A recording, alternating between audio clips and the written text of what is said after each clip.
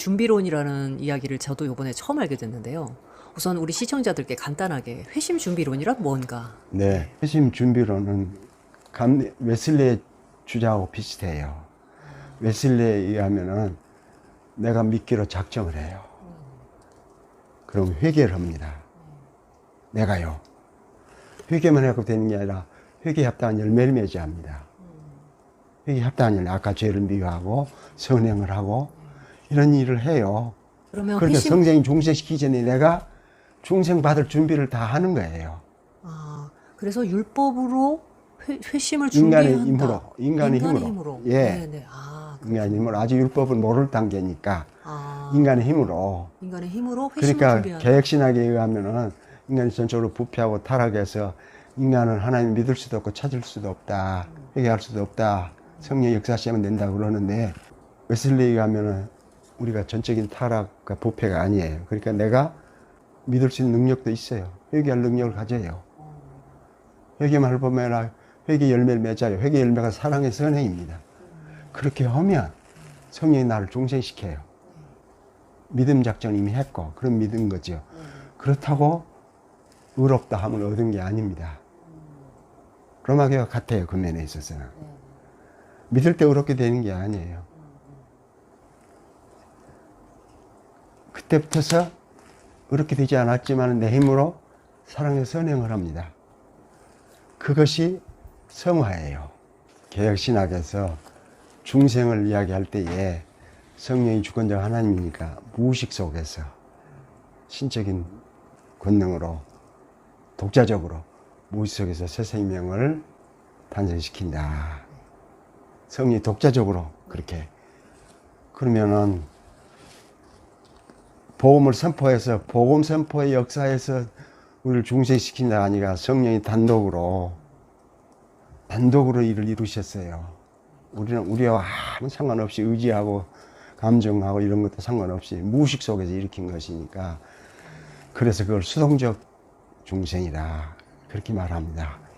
근데 그것이 밖으로 드러나려면은 본인이 그걸 의식을 하고 자기 죄를 미워하고 싫어하고 세상으로 향하든 하나님께로 의지적으로 향하고 이렇게 하면 이것이 이제 중생이 구체화되고 실현되는 거죠. 믿기로 작정하고, 그러기 위해서 회개하고, 회개만 하는 게 아니라 회개에 합당한 열매를 맺고, 그러면은 믿어요. 그러면 성령이 중생시킨다고 말합니다. 그렇게 한 설명이 전통적인 개혁신학에서 이해한 내용입니다. 그게 좀 잘못됐어요. 복음을 선포하면 성령이 복음 선포 역사하셔서 사람들로 하여금 사람들의 지성을 조명 깨우쳐서 복음의 내용을 깨닫게 하세요. 복음의 내용으로 우리의 지성을 밝히세요. 그리고 의지를 설득해서 믿음 고백을 하게 하세요. 그런 믿음 고백하면 믿음이 성립해요. 근데 이제까지 전통적으로 하나님이 주권적으로 역사하셔서 우리 속에서 새 생명을 창조하셨기 때문에 우리는 그냥 속된 말로 하면 그냥 일방적으로 당하고 있는 거예요. 그것을 의식 속에 이제 그게 드러나요. 그것을 구체적으로 해서 죄를 미워하고 사랑의 선행을 행하고 이런 걸 그걸 회심이라고 말합니다. 회개하고 회심하고 구분해요. 그러니까 나는 그렇게 한 것이 바르게 성령대로 된 거라고 보질 않아요. 복음이 선포되면 복음의 내용으로 우리의 지성을 조명해 그 복음의 내용을 깨닫게 하세요. 그 의지를 설득해서 우리하고 믿음 고백을 하게 하세요. 예수 그리스도를 믿는다는 믿음 고백을. 우리 믿음의 대상은 예수 그리스도 그의 권사이기니까 그렇게 하면 그것이 믿음입니다. 믿음 고백을 하면 회개가 일어나요. 우리는 회개하고 믿는다고 그렇게 돼 있는데 회개하고 믿는 게 아니라 믿음 고백을 하면 회개가 일어납니다. 동시에. 네, 동시에. 예. 이론을 주장하는 사람들의 글을 보면 율법을 먼저 선포하고 그다음에 신자가 율법을 실천할 때 성령이 그때서야 그 영혼에게 지옥에 대해서 깨닫게 하고 죄를 알게 하고 뭐 이렇게 이제 얘기를 하고 있어요. 그리고 또 그거를 영적 각성이라고도 부르거든요. 그런데 제가 아는 한 성경에는 성령이 신자에게 율법을 통해 무언가를 알게 해가지고 구원에 이르게 한다라고 하는 내용이 없는데 어떻게 이런 내용들이 나올 수 있는지. 그러니까 율법으로는 회개하게 못합니다. 회개는 복음 선포만이 회개하게 합니다. 율법을 선포하면은 죄를 깨닫게 되는 게 아니에요. 그 죄라고는 알죠. 회개는 못합니다. 천합수도 회개는 못합니다. 그러니까 복음을 선포해야 자기가 죄인 줄 알고 회개하고 그게 잘못된 줄 알죠. 율법 선포로는 그게 죄라는 건 알지만 회개에 이르지 못합니다. 우리가 준비해가지고 완전한 그리스도인이 되도록 돌아서는 게 아니라 성령이 복음으로 역사하셔서 우리를 변화시킴으로만이 우리가 변화되고 그리스도인이 됩니다. 네. 그러니까 인간이 노력으로 준비를 하니까 성령이 역사하셔서 우리가 돌아서는 게 아니에요. 그런 성경에 없습니다. 우리는 그냥 율법 선포와 도덕적 강론으로는 돌아갈 길이 없습니다. 성령이 복음 선포하면 성령이 역사하세요. 성령은 복음을 받아들이도록 하기 위해서 오셨습니다. 그러니까 복음이 선포되면 성령이 역사하세요. 복음은 예수 그리스도의 인격과 구원 사역을 말합니다. 그 예수 그리스도의 인격이 무슨 말이냐? 그는 본래 하나님이시고 창조주이신데 우리를 죄와 죽음에서 구원하기 위해 사람이 되셨다. 그러면 구원 사역은 그가 십자가에서 피 흘리심으로 혹은 목숨을 내놓으심으로 죄값을 갚으셨어요. 죄값을 다 갚으셨어요. 그러니까 죄값을 다 갚으니까 율법의 요구가 충족됐습니다. 율법이 더 이상 요구할 것이 없어졌어요. 율법의 요구를 순종하지 않을 때는 충족시킬 때 계속 요구를 하죠. 그러나 우리는 예수 그리스도 믿음으로 율법에 대한 요구를 다 응하였어요. 율법이 우리에게 율법을 지켜가지고 의롭게 되라고 요구할 수 없게 돼 있습니다. 예수 믿음으로. 그러나 용서받으니까 계명을 범하고 하나님을 이렇게 해방하고 우리가 한 모든 죄가 다 용서됐어요. 그러니까 율법이 이래라 저래라 요구할 것이 없게 됐습니다. 그리스도의 십자가의 구속사역으로 율법은 폐지됐습니다. 우리 더 요구할 게 없어요. 이제 오늘 저녁에 지금 예수 믿었습니다. 오늘 저녁에 죽었어요. 그 천국문에 베드로가 있다가 근데 이제 예수 믿었는데 들어올 수 없어. 저리 가! 이러는 게 아니고 오늘 예수 믿고 오늘 저녁에 죽었어도 하나님 앞으로 바로 갑니다. 예수만 믿음으로 죄 용서 다 받았으니까요. 의롭게 됐어요. 그 질이 좋아져가지고 의롭게 될 만한 바탕이 돼 있으니까 의롭게 돼 있으니까 의로를 받는다. 거룩하게 되도록 다 준비를 하니까 거룩하게 된다. 그런 게 아니고 우리는 의롭게 될 마음도 없고요. 거룩하게 될 마음도 없습니다. 복음으로 성령이 역사하시니까 그걸 죄로 알고 그러지 그대로 우리의 때로는 죄를 회개하고 예수 믿고 그럴 수가 없습니다. 그러니까 그리스도가 죽으심으로 율법의 요구를 다 성취하셨습니다. 율법을 다 성취하셨습니다. 성취됐으니까 더 요구할 게 없어요. 예수 믿는 우리에게 율법을 지키라고 요구할 것이 없습니다. 그러니까 우리는 의롭게 됐어요. 오늘 부족하죠? 우리 힘으로 가만 생각해 아무것도 없던 예수 믿는다는 고백 하나뿐이었는데 천국 간다. 인간적으로는 좀 안 받아들여지죠. 좋은 이런 에피소드가 있습니다. 내가 암스테르담에 있을 때에 폴렌 호베이라고 하는 철학과 유명한 교수가 있습니다. 그 아들이 목사예요. 임종이 됐습니다. 임종 때 아들이 목사들을 지키고 있어요. 아버지 임종을. 그러니까 물었어요. 아들아, 내가 지금 죽는데 내가 주 앞으로 갈 수 있느냐 이렇게 물었어요. 그러니까 그 목사 아들이 답을 했어요. 아버지가 이제까지 예수 그리스도의 복음을 위해서 책을 많이 쓰고 변호도 많이 하셨습니다. 훌륭한 일을 참 많이 하셨습니다. 그러나 그 때문에 주 앞으로 가는 게 아닙니다. 예수 그리스도를 믿는 믿음으로만 갑니다. 그리고 됐다. 그러면 나는 천국 갈 수 있다. 그런 눈을 감았어요. 그게 암스테르담에 있을 때 아주 널리 퍼져가지고 감동이 참 많았습니다. 우리는 무슨 공로를 세워서 천국 가는 게 아니고 우리는 다 죽을 수밖에 없는 죄인들인데 하나님 우리를 불쌍히 여기셔서 대신 구원하기로 하셨습니다. 대신 구원.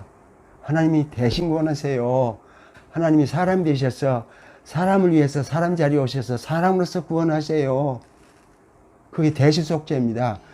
그러니까 이스라엘에게 준 속죄 제사는 죄가 용서됐다는 것을 하기 위해서 아니고 하나님이 사람 되셔서 대신 죄를 용서해 주는 걸 가르치는 가르침입니다. 대신 속죄를 가르치는 가르침이에요. 다른 게 아무 의미가 없으나 그러니까 그건 그림자예요. 그리스도 오심으로 죄물을 다 해결하셨어요. 무슨 그건 그림자고 아무 소용이 태양이 비치면 그림자가 다 없어져 어둠이. 의 자체 위에 태양이 오셨으니까 위에 태양이 비치니까 율법이 한다 이런 게 필요가 없는 겁니다. 속아가지고 잘못 속아가지고 그런 일이 생긴 것이지. 톰 라이트도 한국에 한번 오면 좋겠어요. 김 권사님이 한번 청하실랍니까? 네, 한번 토론을 하고 싶네요. 네. 그 사람이 옥스퍼드 대학 신약학 교수이다가 주교가 돼가지고 영국교회 주교가 돼가 성공의 주교가 2년 하다가 지금 세인트 앤드루스 대학에 가서 도로 신약을 가르친다고 들었습니다. 나이가 많겠죠.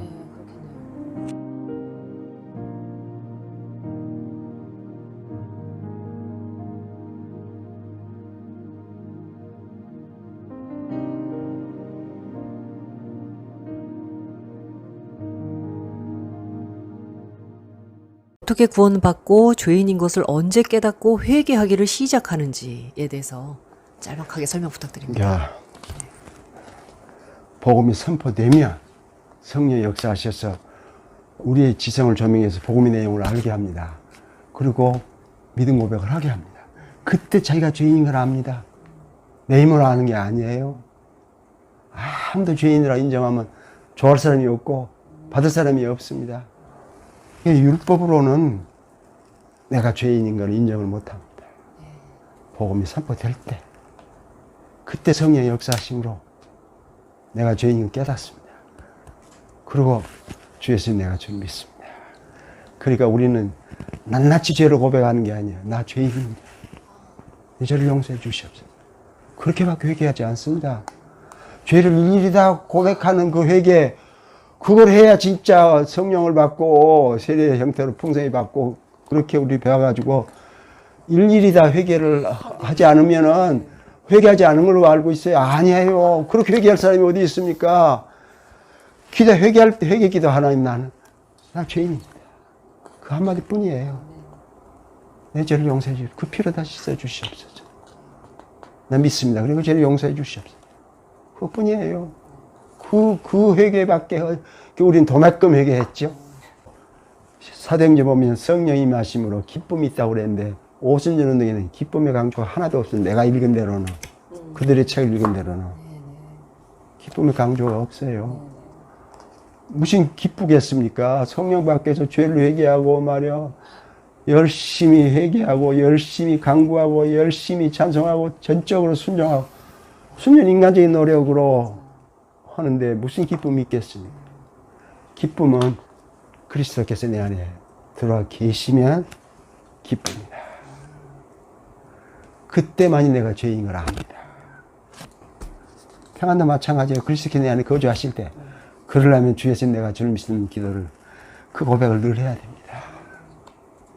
근데 우리말 성경에 어째서 로마서 10장 10절에 마음으로 믿어 의에 이르고 입으로 시인하여라고 했어요. 고백하여입니다. 입으로 고백하여 구원에 이른다.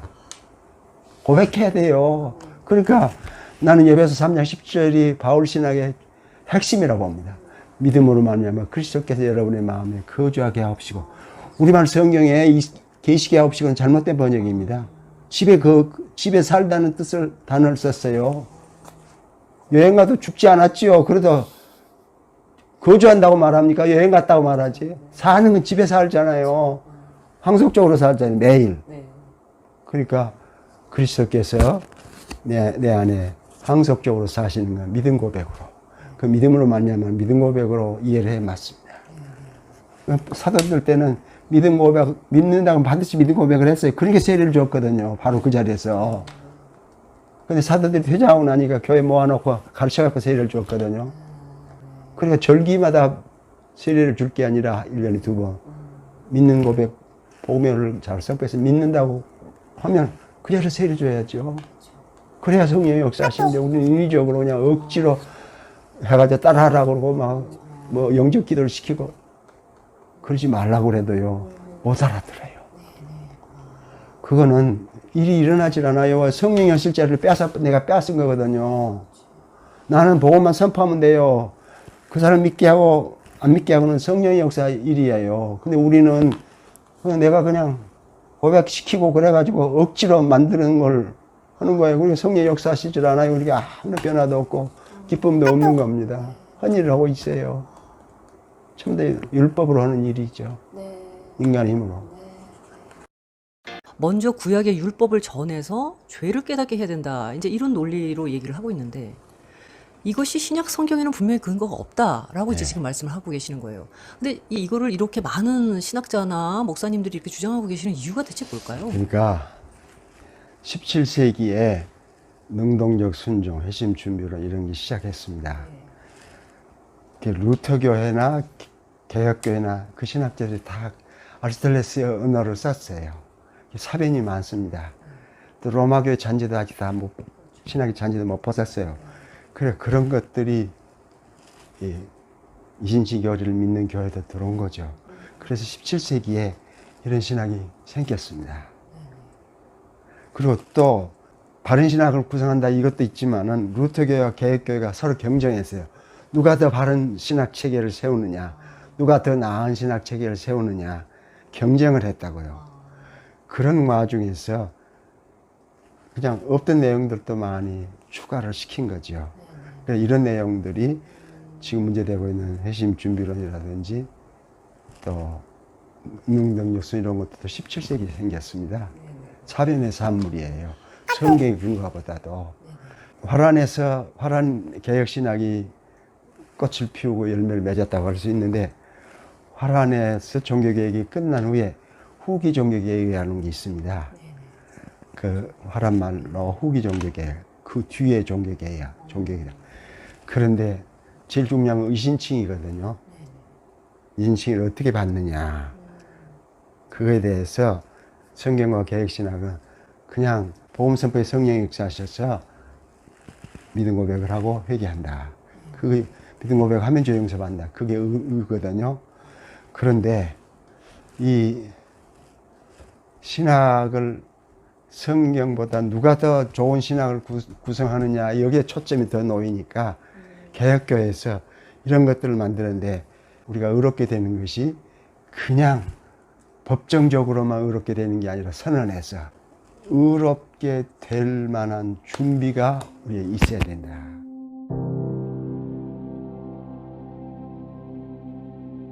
그걸 갖춰야 된다. 그래야 의롭게 된다. 쉽게 말하면 로마교회 주장처럼 우리도 의롭게 상태가 되어 있어야 의롭은 선언을 받는다. 그게 후기 종교개혁의 기본 내용이에요.